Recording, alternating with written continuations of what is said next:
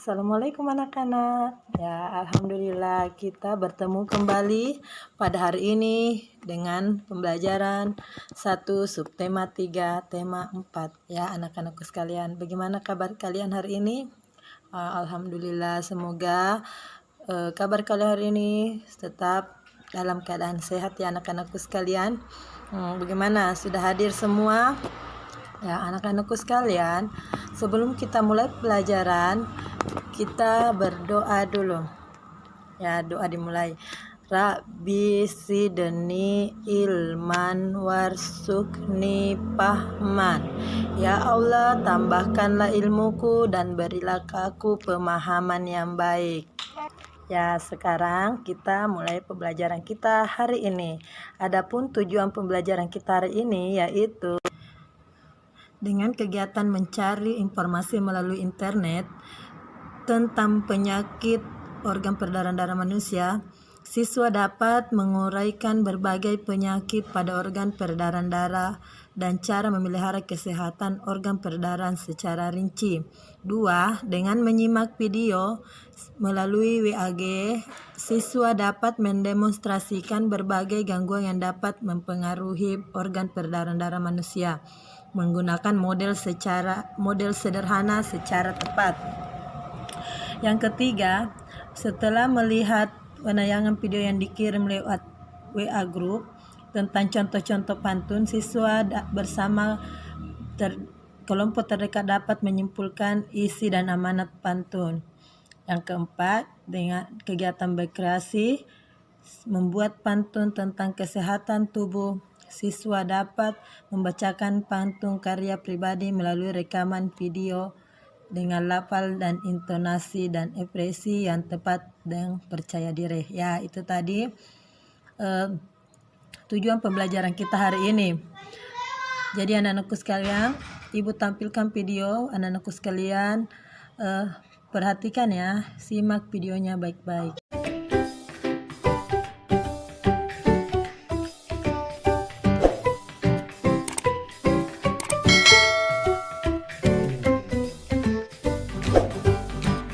Media pembelajaran gangguan organ peredaran darah.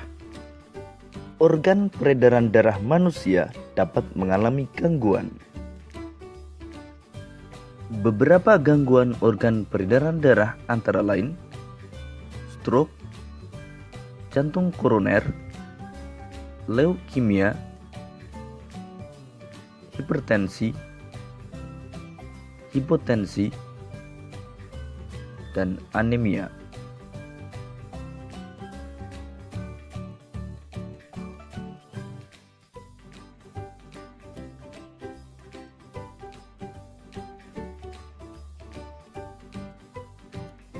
Anemia disebabkan karena rendahnya kadar Hb atau hemoglobin dalam darah. Kurangnya hemoglobin dalam darah akan menyebabkan kemampuan darah mengangkut oksigen menurun. Rendahnya kadar hemoglobin disebabkan karena kurang mengonsumsi makanan yang mengandung zat besi. Sehingga penderita anemia harus banyak makan makanan yang banyak mengandung zat besi dan vitamin C.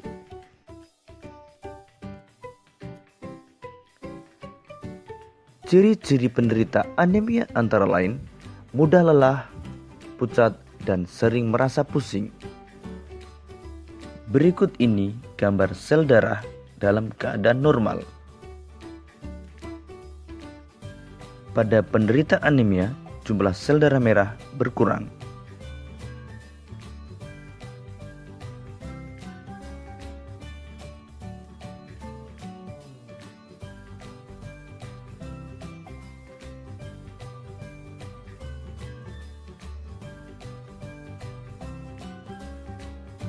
Hipotensi atau tekanan darah rendah adalah kondisi ketika tekanan darah berada di bawah batas normal atau kurang dari 90 mmHg untuk tekanan sistolik dan kurang dari 60 mmHg untuk tekanan diastolik.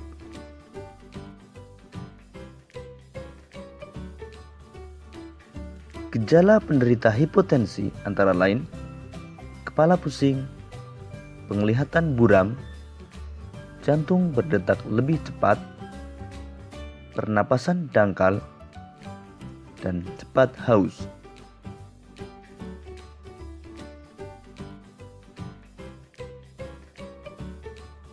Beberapa kondisi yang dapat menyebabkan hipotensi antara lain kehamilan, dehidrasi, konsumsi obat-obatan tertentu, penyakit jantung, dan perdarahan.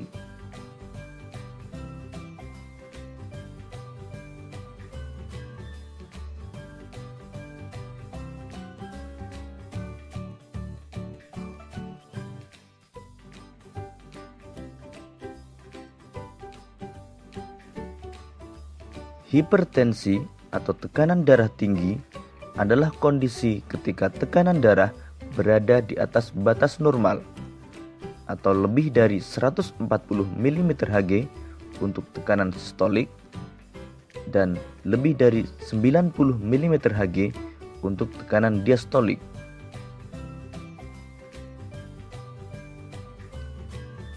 Beberapa gejala penderita hipertensi antara lain kepala pusing, penglihatan buram, detak jantung tidak teratur, nyeri dada, dan sulit bernapas.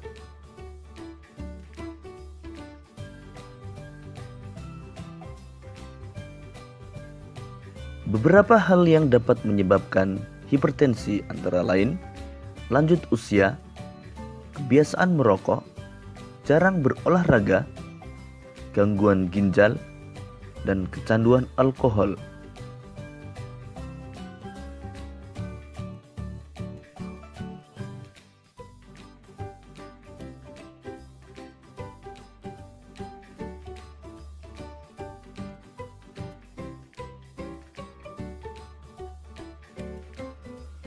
Leukemia atau kanker darah adalah penyakit yang disebabkan karena kelebihan sel darah putih yang jumlahnya abnormal. Pada penderita leukemia, sel-sel darah yang belum matang berkembang dengan cepat, hidup lebih lama, dan menyingkirkan sel-sel darah sehat yang terdapat pada sumsum tulang. Gambar tersebut menunjukkan perbedaan sel darah normal dengan sel darah yang terkena leukemia.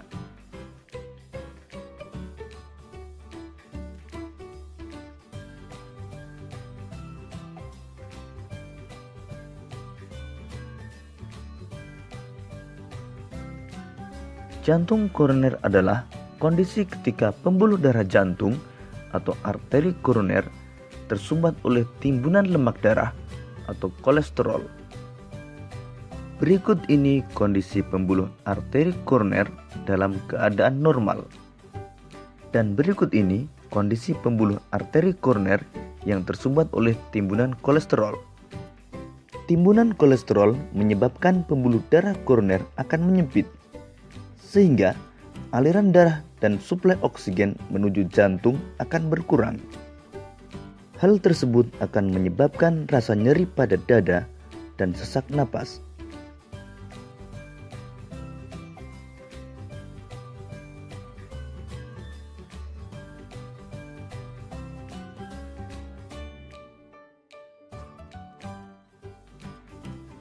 Stroke adalah penyakit yang menyerang bagian saraf pada otak yang disebabkan oleh penyumbatan atau pecahnya pembuluh darah. Gejala yang sering dijumpai pada penderita stroke antara lain tungkai mati rasa, bicara menjadi kacau, dan wajah terlihat menurun.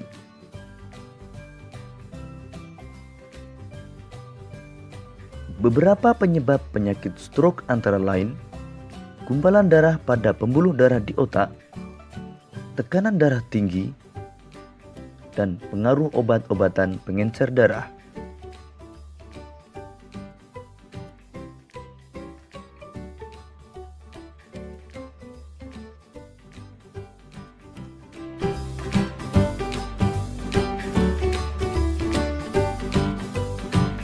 Baik, Ya, itulah tadi video pembelajaran tentang gangguan organ peredaran darah pada manusia.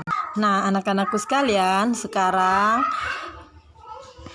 kalian kerjakan tugas LKPD yang Ibu bagikan nanti di grup WA. Ya, untuk hari ini anak-anak sekalian cukup sekian materi kita pada siang hari ini. Terima kasih.